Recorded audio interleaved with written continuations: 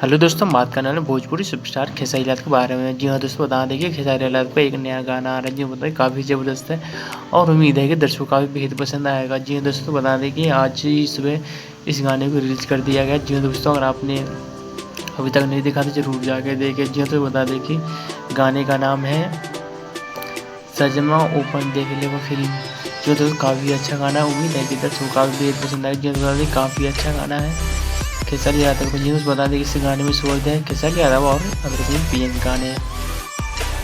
अब लोग बता दें कि इस गाने को टीम फिल्म यूट्यूब चैनल पर अपलोड किया गया। जी तो वालों की जरूर जाके इस गाने को सुनो और उम्मीद है कि अच्छा लगेगा। जी तो बता दें कि आप लोगों को अगर आप हमारे यूट्यूब चैनल पर पहले बार चैनल सब्सक्राइब करें और बेल आइकन प्रेस करें ताकि हमारी वीडियो नोटिफिकेशन तक पहुंचे सबसे पहले। अगर फेसबुक पेज पर देख रहे हैं तो हमारी फेसबुक पेज पर लाइक करें और शेयर करें।